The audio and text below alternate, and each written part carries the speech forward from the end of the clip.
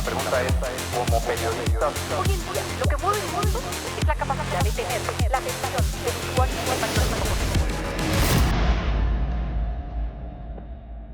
Orlando Martínez nació en 1944 en Las Matas de Farfán, San Juan. Se formó como periodista en la Universidad Autónoma de Santo Domingo y militó en el Partido Comunista Dominicano, aunque más tarde optó por ejercer un periodismo independiente y crítico. Dirigió la revista Ahora y desde su columna Microscopio en el periódico El Nacional denunció los abusos, la corrupción y la represión durante la época de los 12 años. Poco antes de su muerte dijo: en este país el que dice la verdad es hombre muerto, pero hay que seguir diciéndola. Murió asesinado a tiros el 17 de marzo de 1975. Hoy se cumplen 50 años de un crimen que marcó un antes y un después en la historia de la lucha por la libertad de expresión y el periodismo comprometido. 50 años después, las ideas de Orlando Martínez viven. Buenas noches, bienvenidos a este programa especial sobre la segunda entrega del foro Redes Sociales, Periodismo y Democracia, organizado por UNIBE y el Indotel. Ayer nuestra compañera Charis Melo estuvo presente con expertos nacionales e internacionales. Vamos a ver a continuación un resumen de lo que sucedió. Bienvenidos a esta cobertura especial.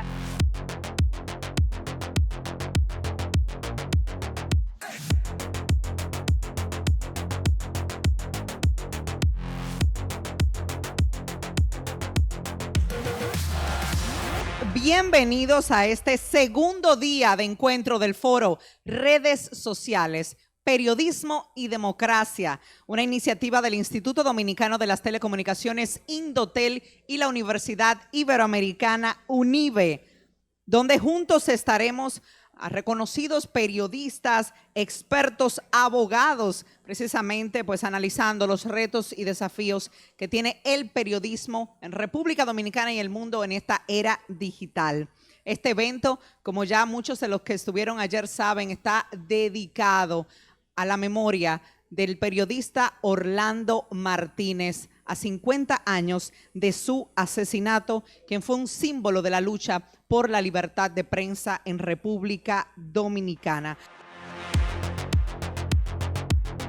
A continuación vamos a escuchar las palabras del moderador en este segundo día del foro Redes Sociales, Periodismo y Democracia, Rudy González. Él es escritor y periodista dominicano. Estamos analizando aquí un fenómeno que está viviendo el mundo, que está viviendo República Dominicana. Es la influencia de las redes sociales sobre nuestra vida cotidiana. La influencia de las redes sociales, el impacto que tiene el desarrollo de la tecnología sobre lo que es el diario vivir, sobre la toma de decisiones, sobre la historia de lo que estamos construyendo con nuestra vida diaria. Si bien es cierto que la tecnología, el impacto de las redes, el internet, son las herramientas que nos va dando el tiempo, que nos ayuda a desenvolvernos mejor, que nos ayuda a ser más proactivos, a acercar el mundo, a desbrozar el camino, es mal utilizado en algunos estamentos. ¿Qué hacer para saltar esa parte mala y seguir con la parte buena? Y eso es lo que analizamos en este tipo de paneles, donde los profesionales del periodismo, los entes de la sociedad, aunan esfuerzo con sus ideas, con su visión de lo que estamos viviendo. Y eso es estrictamente necesario. Por eso estamos aquí, estamos convocados. Esto no es un acto social, esto es un acto de responsabilidad ciudadana, de responsabilidad de la sociedad, de nosotros los que hacemos periodismo, de ustedes que son los que reciben las informaciones, de lo que todos componemos para el desarrollo de un país. En este foro sobre redes sociales, periodismo y democracia organizado por UNIBE y el Indotel, también quisimos saber qué piensa la gente de que además se sume la televisión pública a este tipo de iniciativas. Escuchemos. Bueno, este tipo de iniciativas son importantes porque fomentan lo que es un periodismo responsable, un periodismo que trabaja en contra de la desinformación y también abarca los temas que están de boga, como son el de comunicación digital, redes sociales y lo que es también compartir experiencias de estos directores de medios para nosotros los jóvenes que estamos surgiendo. Motiva e informa bastante, así que los invitamos a que puedan verlo a través del Canal 4, el reportaje y lo demás que seguirá sucediendo. Gracias. A mí me parece muy interesante porque nos están enseñando cómo está la cultura de la prensa digital creciendo en relación a los medios de comunicación escritos, es decir, el periódico de papel.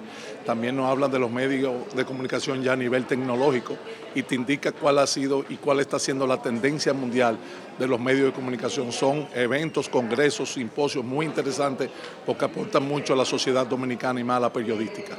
Una iniciativa muy interesante, estar informado y establecer las diferencias de periodismo, democracia y ver qué podemos hacer para mejorar cada uno de esos aspectos siempre es interesante. Agradecemos muchísimo la iniciativa de UNIBE y el Indotel de traer a nosotros este foro.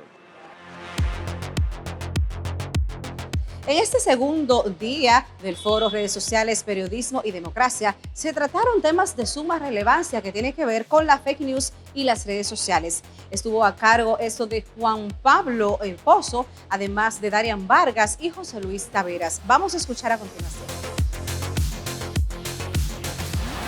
Entonces decía que estamos viviendo una era digital, claro que sí, y en la actualidad el uso de estas nuevas tecnologías de la información y comunicación, el uso del Internet, las redes sociales y la expansión de la conectividad inciden, hay que decirlo claramente, inciden de forma directa en la democracia contemporánea, transformándola de forma irreversible y superando las formas tradicionales de hacer política. Y cuando yo preparaba esta presentación, quería encontrar los puntos de encuentro entre lo que estamos viendo, fake news, redes sociales, información, pero también democracia. Y ahí poder poner ese tema sobre el debate y la discusión. En la siguiente diapositiva, y quería empezar por aquí, es decir, si vemos todos los últimos informes que existen sobre democracia, y es fácilmente ver los tres últimos, solo para poner algunos, Latino Barómetro, que salió en enero del 2025, hablando del informe sobre lo que pasó en el 2024, también tenemos el índice de democracia del semanario The Economist, que salió también en enero del 2025, hablando del 2024, y el último de Biden, que salió hace pocas semanas, sobre las proyecciones del 2025. Y aquí empecemos, no voy a entrar a cada uno de estos informes, porque obviamente nos podríamos pasar una tesis doctoral hablando sobre los informes de democracia, pero vamos a los puntos en los que coinciden. Y hay un deterioro o un desencanto o una erosión democrática de las últimas décadas. Y eso se ha escrito permanentemente. Si vemos el primero, Latino Barómetro dice que hay un deterioro democrático desde el 2010 hasta el 2023. La aceptación a la democracia en el 2010 era del 68% y en el 2023 decayó al 48%, más de 20 puntos de erosión democrática. Y también dice el Latino Barómetro que en el 2024 hubo un ligero repunte con respecto a la aceptación democrática, ubicándose en el 52%. El mundo de la información era bastante básico. Existían medios tradicionales que estaban fundamentalmente controlados por un mercado concentrado de estructura oligopolista. 2 o 3 grandes grupos económicos como plataforma de poder político eran los propietarios de los centros o medios tradicionales de información. La información entonces era vertical, de arriba hacia abajo, desde los centros de producción, que eran básicamente la prensa en todas sus modalidades, hasta los consumidores, que éramos nosotros, que apenas contribuíamos con la aportación de los hechos para construir el producto informativo. Esos centros detentaban lo que yo he llamado el monopolio de la verdad. Tenían la primera y última palabra en materia informativa. determinaban lo que era noticia o no. Y poco a poco el hecho informativo pasaba por redes cada vez más finas de disección, a partir, obviamente, de los intereses económicos de los grupos oligopolistas que los controlaban. Ese condicionamiento nos convertía a nosotros, los consumidores calificados, no el consumidor promedio o medio, a ejercer lo que llamo el libre ejercicio al derecho a la suspicacia, que era básicamente tratar de auscultar, descubrir o de alguna forma develar lo que yo llamo el relato subyacente de la información, es decir, el interés oculto de la información. Así, por ejemplo, un grupo que hace contrataciones públicas con el Estado controla un medio de comunicación y una noticia puede ser muy sutil e inocua, que es promover a los comunitarios para que protesten, para que le construyan un puente o le habiliten unas redes viales. La intención es de un impacto social extraordinario, pero ¿qué hay como sustrato? Eso que lo digan ellos. Ahora, con el surgimiento y el desarrollo tanto de las redes sociales como el social media, el cuadro, señores, se ha invertido. Los usuarios somos consumidores y al propio tiempo somos creadores, ahora le llaman de contenido, de información. Es decir, pasamos del broadcasting vertical a networking horizontal y multipolar. La información hoy por hoy es horizontal, antes era vertical. Los centros o los medios convencionales pasan a ser hoy en día un factor o elemento más del ecosistema digital. Entonces, la verdad, aquel monopolio de la verdad, se fracciona y cada usuario asume que tiene, entre comillas, su verdad. Su verdad. Esto es lo peligroso de las redes sociales. Entonces, el hecho informativo se dispersa, se desdibuja, pasando por filtros cada vez más delgados de comunicación e interpretación. Como yo soy un fanático de los datos y mi mamá me pagó una maestría de ciencia de datos, vamos a comenzar con datos, porque eso es lo que me gusta. ¿Pueden levantar la mano los que tienen WhatsApp instalado aquí? ¡Wow! ¿Cuántas personas decentes? ¿Quiénes tienen Facebook instalado aquí? Mira qué bien. ¿Quiénes tienen OnlyFans instalado aquí?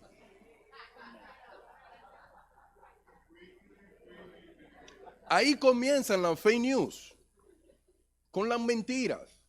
¿Qué personas que tienen OnlyFans instalado y le da vergüenza decirlo? Eso no es nada. Eso es personal de cada quien. Ahora quiero hablar sobre la época de ese fragmento que me encantó de la pandemia, pero fue el mayor punto de fake news de toda la historia registrada, que fue en marzo del 2020. Escuchen estas historias para que ustedes vean. Una de las que más se propagó fue el siguiente: si tú quieres que no te dé COVID, trágate un ajo entero. ¿Quién se lo tragó de los que estaban aquí? Segunda historia más repetida como fake news: cuando llegue a tu casa, quítate los zapatos, déjalo afuera, pero luego los pies, entra el pasito así, porque después se pega. ¿Quiénes aquí lavaron las compras cuando llegaban a la casa? Y si así se siguen propagando las fake news. Y la que más reproducciones, se estima que fue de más de 1.000 millones de reproducciones, es que la antena 5G transmitía el COVID-19. ¡Wow! A pleno siglo XXI. Eso tiene que darnos vergüenza, señores. Que a pleno siglo XXI, en esta era, las fake news tienen tanta relevancia en todo esto.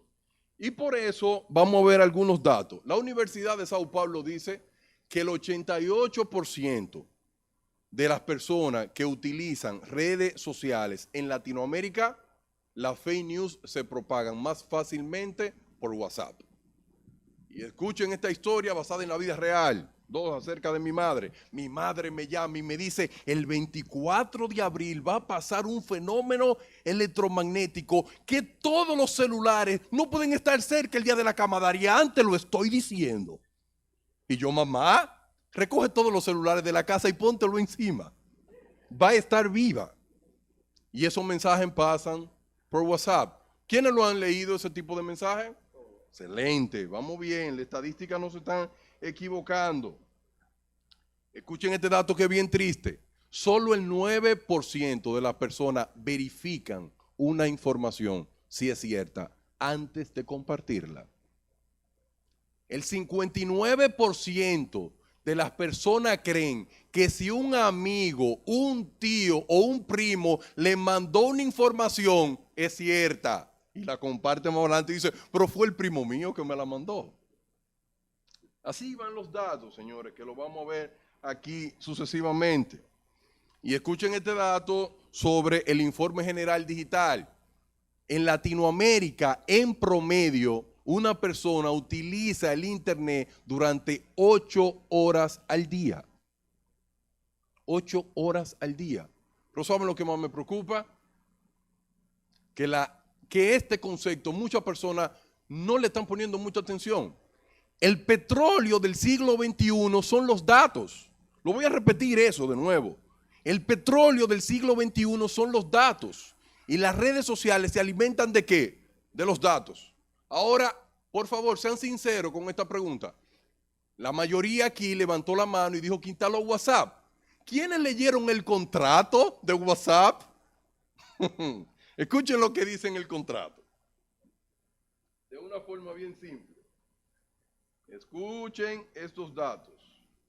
Dice WhatsApp en su contrato que ellos tienen el derecho de compartir lo siguiente: tu número de teléfono, frecuencia de uso del app, interacciones con empresas a través de WhatsApp Business, dirección IP y ubicación y datos del dispositivo, modelo, sistema operativo y de forma anónima tus gustos y tus placeres ocultos. Si todo el que está aquí leemos los contratos de Instagram y TikTok, no lo instalamos. Si es verdad eso no es mentira. Esas son de las cosas que nosotros tenemos que ser sinceros. Y quiero que esta pregunta filosófica, para responderla al final, ¿quiénes son los culpables? ¿La tecnología o los seres humanos? ¿Quiénes son en esta era de la fake news? Y voy a citar dos autores favoritos míos. El primero, Yuval Noah Harari, en 21 lecciones del siglo XXI, dice ese genio algo que me encanta. Y aquí va lo central de todo lo que quiero comunicar. Dice Yuval que los dictadores hace 30 años atrás lo que querían era que la información sea escasa y que los dictadores del siglo XXI no, te dan mucha información, pero manipulada. Y dice Yuval, en Homo Sapiens, dice que el mayor problema del siglo XXI no está en saber leer o escribir, sino en tu atención. Ahí es que está el problema. ¿A qué tú le dedicas tu atención? El algoritmo aprende qué es lo que más te gusta, cuáles son tus deseos, cuáles son tus debilidades, y el algoritmo te da exactamente lo que a ti te gusta, pero no te importa si es mentira o no. Te causa placer, mucho placer. Yo no sé si ustedes saben un dato muy triste, que el 80% del tráfico de internet es pornografía. La mayor cantidad de fake news se hacen enmascaradas con contenidos inadecuados. Yo no sé si ustedes saben que se suben 500 horas de video en YouTube cada segundo. Se estima por un estudio que hizo MIT que el 78% de ese contenido está lleno de clickbait. ¿Quién lee título y cuando entra no tiene nada que ver con eso aquí? Y eso aquí, la pregunta vuelve al inicio, que me gusta esa reflexión que hace Yuval sobre los fake news y las redes sociales. Que los sistemas educativos no solamente pueden dedicarse a esa clase tradicionales. Yuval dice que de una forma radical y rápida, las escuelas tienen que enseñar pensamiento crítico. Cuando usted tiene, por ejemplo, una Corte Europea de Derechos Humanos que en el año 1985 concluyó de la siguiente manera: la libertad de expresión no solo es para información o ideas que se realicen favorablemente o como una cuestión indiferente, sino también para las que ofenden, las que conmocionan, las que confunden y las que perturban a un Estado o cualquier sector de la población. Si bien hay una línea muy delgada entre lo que significa empezar a regular lo que son las redes sociales, por todo el riesgo que implican principios universales como el tema de la libertad de expresión, pero sin duda tenemos que trabajar en el buen uso de las redes sociales, en que los nuevos jóvenes o la gente que está interactuando de todas las edades pueda entender la responsabilidad que significa participar en esos espacios de las redes sociales. Me parece que es clave y yo me sumo, yo creo que en algún momento lo que sí se debe poner sobre la mesa y discusión es evitar el anonimato en las redes sociales que tanto daño nos hacen. Las personas que se escudan cobardemente en una red social para difamar, para calumniar, para dañar la honra y la reputación de la gente, incluso para generar sociedades mucho más conflictivas, lo que están logrando desde ese anonimato es generar sociedades opresoras, linchadoras y que están lamentablemente generando profunda erosión de los sistemas democráticos y de la participación ciudadana. Yo te quiero decir que si nosotros iniciamos desde la parte educativa, desde el niño pequeñito, y que ese niño nosotros le podemos enseñar desde las escuelas que el mundo virtual y el mundo real es lo mismo, que decir una mala palabra en el mundo virtual y decir una palabra en el mundo real, tú tienes que sentir lo mismo, y que tu dignidad tiene que ser en todos los lados, y que tu honestidad tiene que reflejarse en los dos mundos. Yo creo que podemos tener un ecosistema mucho más fiel. ¿Y qué yo pienso de eso? Que si el niño tiene ese nivel de conciencia, mientras van subiendo, ese mismo niño va a exigir que las redes sociales ni el internet se debe vivir en el anonimato.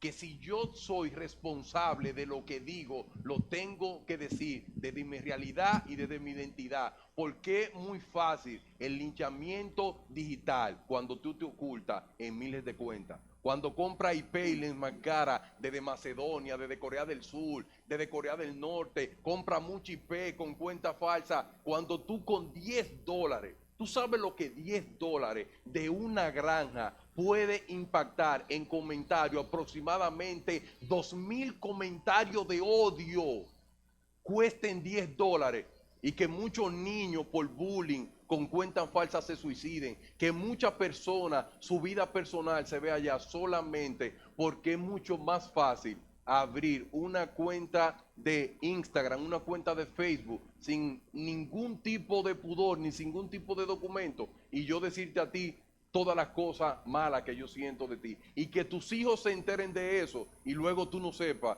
cómo explicarle. Y eso que yo apuesto, que algún día el mundo se ponga de acuerdo, que a los niños tenemos que educarlos, que el mundo virtual y el mundo real es lo mismo y que el anonimato no puede existir. Porque si usted es tan guapo o usted tiene toda esa gallardía de decirle a alguien en su cara de frente, también yo creo que usted puede tener la dignidad de decir que usted se llama Juan Pérez con su foto certificado y ese sea usted. Un día yo sueño con eso, hermano. Así que muchas gracias.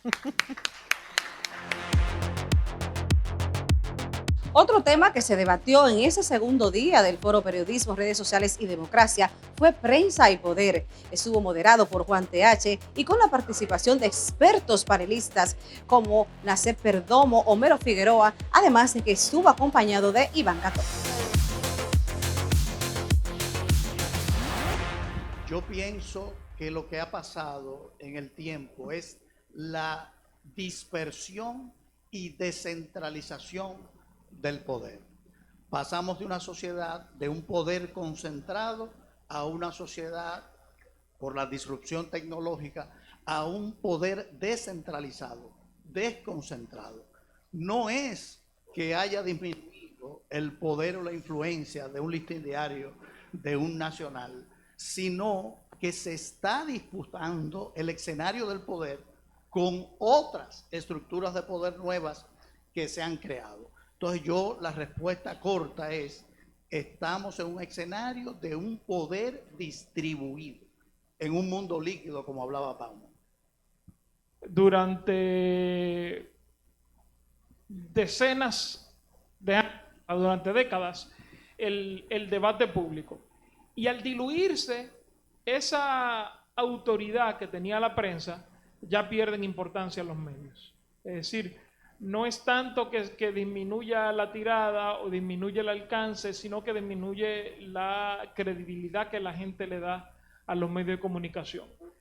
En ese sentido, y a pesar de que clásicamente la preocupación sobre la relación de la prensa con el poder era una preocupación vinculada al poder económico y al poder estatal, realmente, en mi opinión, en este momento, la prensa está en un momento, si no de crisis, por lo menos de cambio muy profundo, porque se está enfrentando al poder del público, que antes era pasivo, antes solo consumía y ya no es así.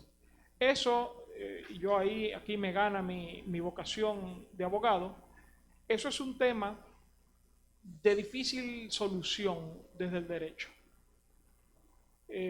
Por razones que imagino que discutiremos más tarde, no me quiero extender para que Iván pueda opinar. Es un tema de difícil solución del derecho que hay que tratar ciertamente, pero hay que hacerlo con pincel y con bisturí, algo que al derecho no siempre se le da particularmente bien. Gracias. Nosotros pensamos a veces que somos el centro del mundo, pero el mundo todavía no se ha dado cuenta de que somos el centro del planeta. Y desde la perspectiva, digamos, geopolítica, un país que todavía sus bases fundamentales en términos económicos están vinculadas al extranjero, que tiene una bendición o una maldición que se llama la posición geográfica, no puede pasar por alto que lo que determina que la Santo Domingo Improvement Company pase a mano de Estados Unidos es una estrategia geopolítica que se llama corolario Roosevelt de la doctrina Monroe y que se utiliza a Rudolph Randall Hearst y George Pulitzer para trabajar en la prensa amarilla, para quitarle ya a España su incidencia y manipular, ¿a través de qué? De algo que siempre hace la prensa. La narrativa para crear una realidad, y eso fue lo que hicieron. Entonces, en ese contexto geopolítico, yo siempre me pregunto, ¿y hasta dónde estamos nosotros conscientes de cualquier asunto que ocurra aquí?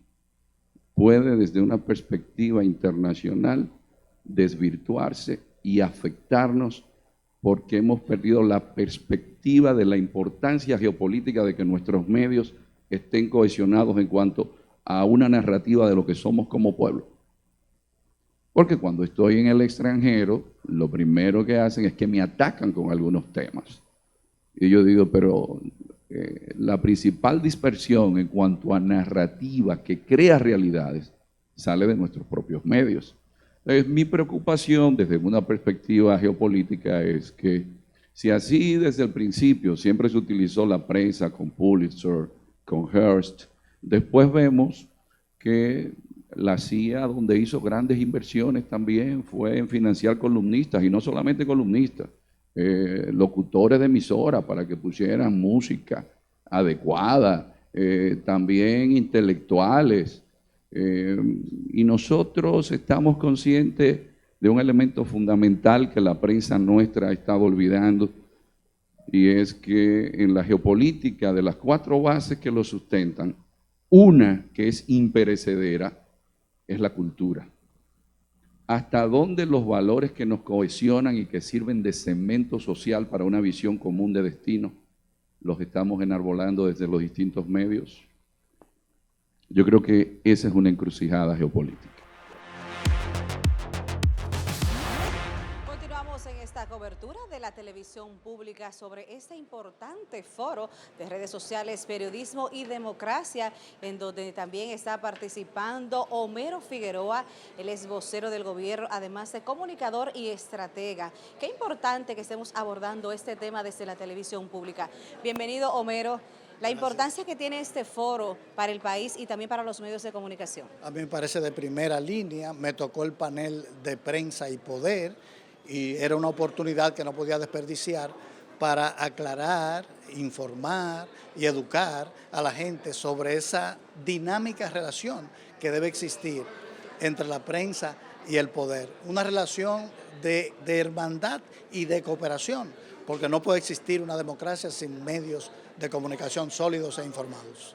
¿Cómo puede desde esa democracia y ese compromiso, usted que trabaja en el gobierno, para llegar a la gente con informaciones que día a día se sustentan de la inmediatez? Bueno, hemos puesto en práctica la transparencia, la cercanía, empezando con el presidente de la República. Por primera vez en la historia dominicana, un presidente de la República se somete al escrutinio de la prensa cada semana, sin limitaciones, sin indicaciones, a rendir cuentas ante el pueblo de lo hecho todas las semanas. ¿Y cómo se podría ya, usted como recomendación, como estratega, en estos tiempos en donde las redes sociales de una u otra manera llegan a la gente, inclusive de manera manipulada, cómo se pudiera controlar eso? Bueno, tenemos una responsabilidad como ciudadanos. Yo creo en la libertad de expresión, pero la libertad de expresión, como todo derecho, tiene límites. Y ese límite debe establecerse desde la autorregulación. Creo que todos los ciudadanos que somos productores de información, porque cada quien tiene un celular en sus manos y produce información, tiene que hacer un ejercicio de autorregulación para que utilicemos esas importantes herramientas para mejorar nuestra sociedad y no afectarla. Muchas gracias. Conversamos ahí con Homero Figueroa, vocero del gobierno y también estratega y comunicador. Seguimos en esta cobertura. La televisión pública también formó parte de este foro sobre redes sociales, democracia y periodismo, organizado por UNIBE y el Indotel. Pero ¿qué piensa la gente de que también, como medio informativo público, nos sumáramos a esta iniciativa? Quiero felicitar a la Indotel y felicitar a Guido Gómez Mazara por esta iniciativa. Tenemos que avanzar lo que estamos en los medios de comunicación. Hay que poner el tema en discusión. Las redes sociales, la prensa antigua y la prensa moderna tienen que haber una comunicación como existe ahora mismo. Creo que el problema básico es el anonimato. Si yo escribo lo que tengo que escribir el nombre de Elías Barrera Corporán, no como un anónimo. Esta es una buena idea que la voy a llevar a la ciudad de Nueva York para hacer lo mismo, réplica, un poquito más pequeño. Este tipo de iniciativas son esenciales para mí porque de una forma directa empoderan al consumidor y le demuestran a cada uno de los ciudadanos los derechos, los deberes que tienen ante el cambio digital. Bueno, yo al igual que mi colega entiendo que es una buena iniciativa, ya que los consumidores y las personas pueden saber cuáles son las limitantes del derecho a la expresión a través de las redes sociales, porque muchas veces entendemos que el derecho a la expresión es yo poder decir lo que yo quiera, pero realmente no es así, porque debemos de respetar también los derechos de las demás personas. Entonces, por eso yo entiendo que ese tipo de actividades es muy importante para cada uno de nosotros. Gracias. Continuamos en esta cobertura especial de este foro tan importante para el país, ya que expertos nacionales e internacionales debaten sobre las redes sociales, el periodismo y la democracia, auspiciado por el Indotel y también por UNIBE, entre otras entidades, y la televisión pública da seguimiento a este tema tan crucial. Está en compañía mía, pues, Iván Gatón, él es profesor, además uno de los panelistas. Iván, encantada de compartir con usted y la televisión pública. Tiene ciertas dudas. ¿Cómo podemos enmarcar la geopolítica con las redes sociales? Bueno, la geopolítica es la relación de los estados, es el vínculo que se crea. Entonces, hay una narrativa que viene a través de los medios de comunicación que nos permiten crearnos una realidad de los acontecimientos que suceden en el planeta. Y a veces nosotros pensamos que República Dominicana es el centro del planeta, pero el resto del planeta no se ha enterado. No solamente porque tengamos 11 millones de habitantes o porque tengamos 48.442 kilómetros cuadrados, sino también porque hay un elemento importante de incidencia en el ámbito tecnológico, en el ámbito cultural, en el ámbito económico, y todo esto incide. Y para abordar el tema, que fue el panel en el cual participamos esta mañana, lo que quisimos fue hablar de esas redes sociales en un ámbito global, donde nosotros, como el mundo occidental, es decir, Estados Unidos, Unión Europea, son apenas el 13% de la población mundial, pero el mundo asiático, que es mucho más amplio, hay una restricción a esas redes sociales. Entonces, mi perspectiva es que nosotros no podemos seguir viendo el mundo desde nuestra realidad como occidentales, sino de un mundo que es mucho más grande que el nuestro y que no hemos tenido la humildad de poder reconocer que hay un mundo más grande que el nuestro allá adelante. Y como hay un mundo tan grande y también la inmediatez puede llegar de diferentes maneras, también puede ocurrir el miedo al tipo de información que se sirve sin consecuencia alguna, que podría ser el caso. Bueno, la ventaja que tienen la mayoría de los países que mencioné es que sus gobiernos manejan las redes sociales. Entonces, en la democracia se hace más difícil. De ahí que tenemos el socavamiento de nuestros propios valores por nuestra propia libertad. Entonces, desde fuera pueden incidir en nosotros y nosotros, como asumimos que el resto del planeta debe hacer las cosas como nosotros pensamos, así lo hacen. Y en el caso, por ejemplo, de algún tipo legal, usted podría orientarnos, ¿qué significaría esto en materia legal cuando la gente tiene la libertad de hablar hasta por los codos, inclusive llegando hasta la difamación? Bueno, en el ámbito legal, lo primero es que en una perspectiva geopolítica, en los países más autoritarios, la gente no lo va a hacer porque hay restricciones, incluso a páginas que usted puede entrar. Y inmediatamente alguna opinión que usted puede emitir, los servicios de inteligencia inmediatamente van a ir a por usted. Eso es lo que he querido plantear, que en un mundo tan grande, tan diverso, nosotros estamos basándonos en los valores propios de un mundo occidental, que no son los valores de la mayoría de los que habitan el planeta, aunque no nos guste. Muchas gracias, Iván Gatón ha estado con nosotros, él es profesor y ha marcado este tema tan importante de las redes sociales, también en la geopolítica. Seguimos en esta cobertura. ¿Qué tan importante es la libertad de expresión? Justamente se trabajó esta parte en este foro tan importante que trató sobre las redes sociales, el periodismo y la democracia. Estuvo moderado en esta ocasión por Aurelio Enríquez y contó con la participación de manera virtual de Angélica Noboa. Además, también de importantes representantes de la prensa dominicana como Miguel Franjul, Percio Maldonado y José Monegro. Vamos a escuchar. ¿Cómo aplica el derecho al olvido en los medios digitales? Bueno, hay múltiples concepciones y mecanismos y tratamientos dependiendo de la jurisdicción de la que se trate. En términos llanos, sería la desindexación de ciertos datos personales de los enlaces de buscadores de Internet.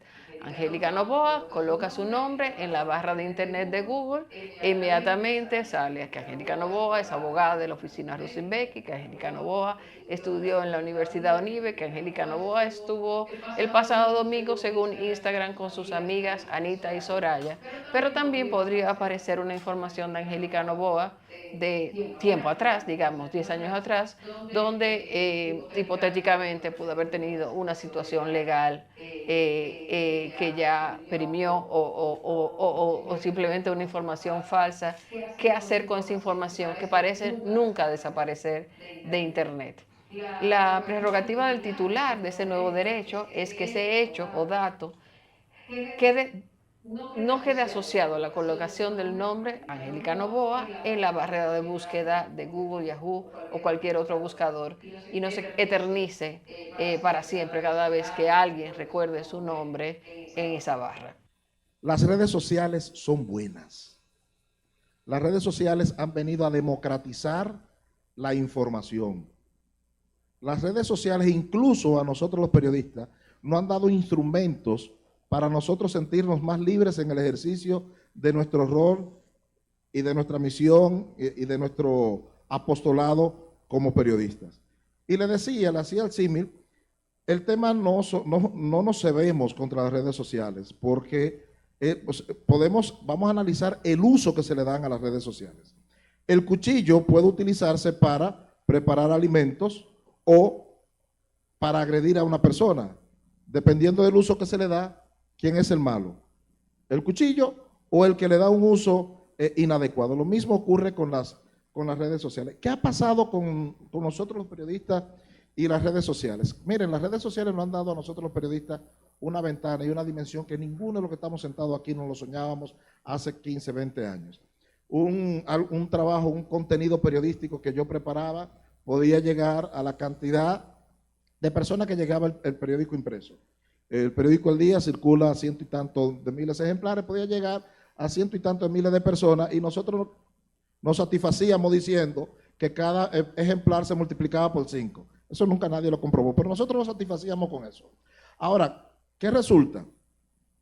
Que ese artículo que yo trabajo, ese contenido periodístico que yo produzco, ahora puede llegar a millones de personas simultáneamente. En este momento estamos en el periódico El Día trabajando en una reforma de prioridad digital y me toca, y he tenido que estar viendo métricas todos los días, viendo métricas, y uno ve el alcance que tiene un artículo que definitivamente no la tendría si no fuera gracias a ese gran instrumento, que son no solamente las redes sociales, el Internet, que es lo que se deriva eso. ¿Son las redes sociales medios de comunicación de masa? No, no son medios de comunicación de masa. Las redes sociales son medios de comunicación individuales que se masifican.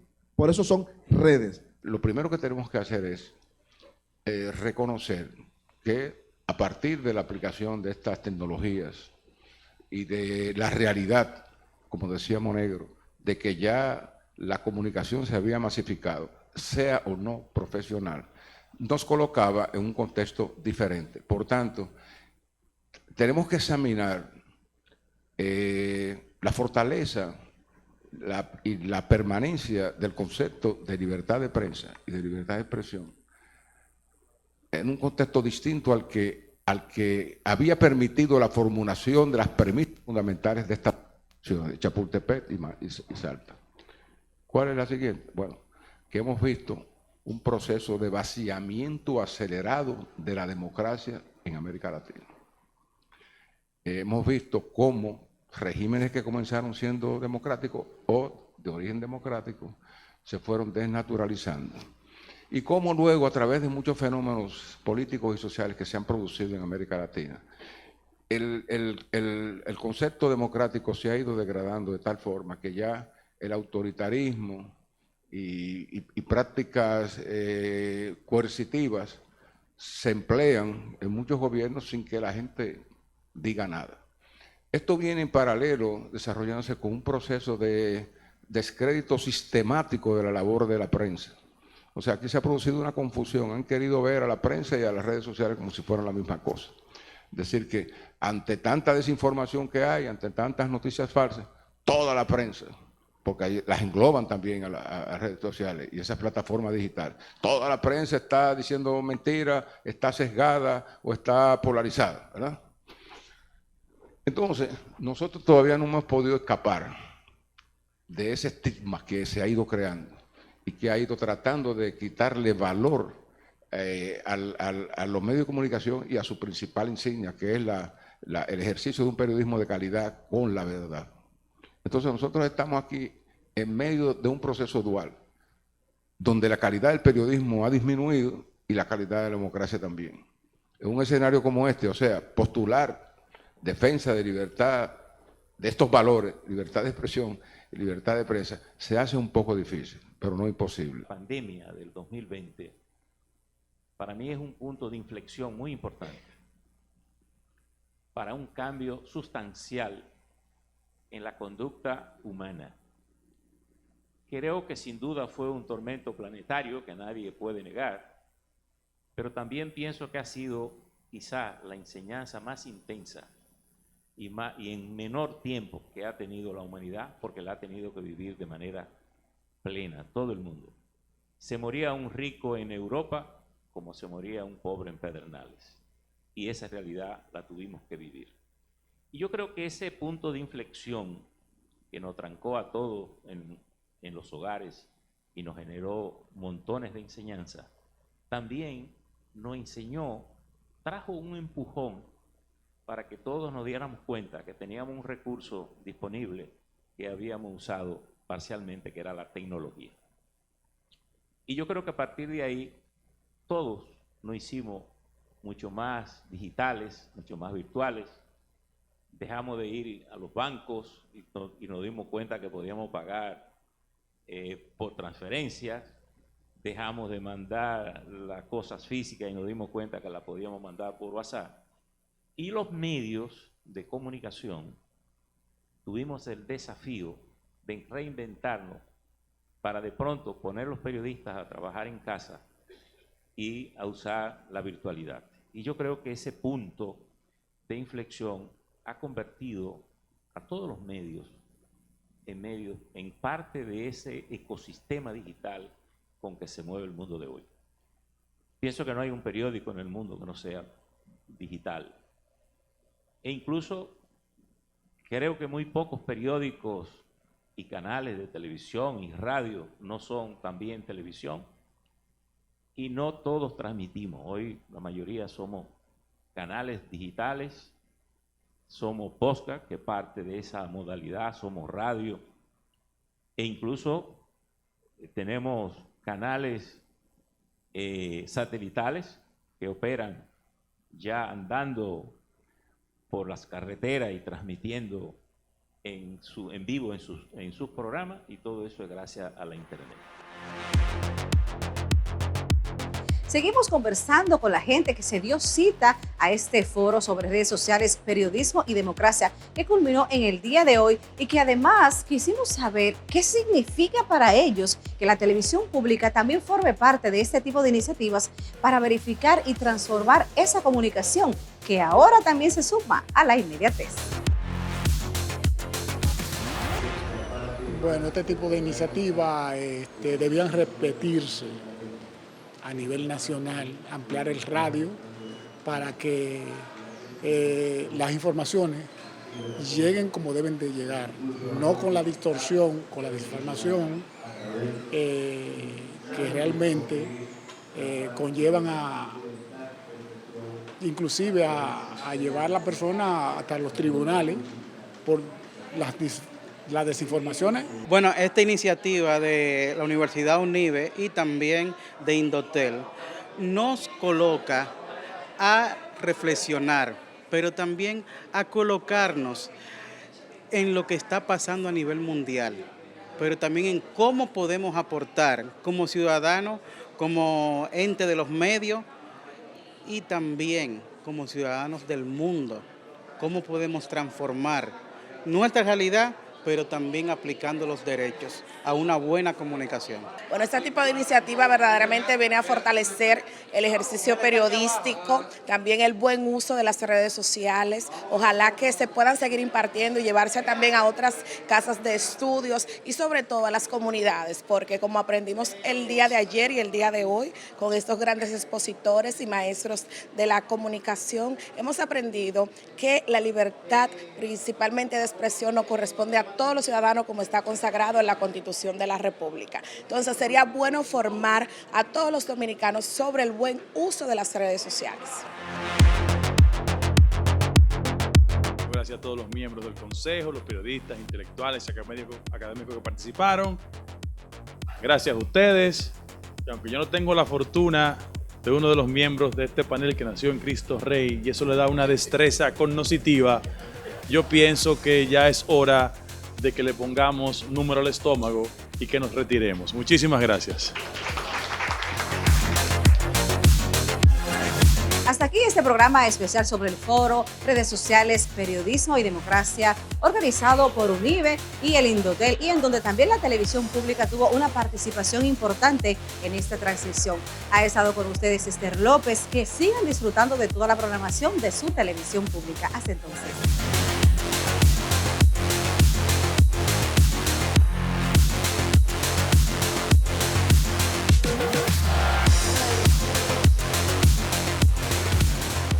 La pregunta es, como periodistas, hoy en día lo que mueve el mundo es la capacidad de la sensación de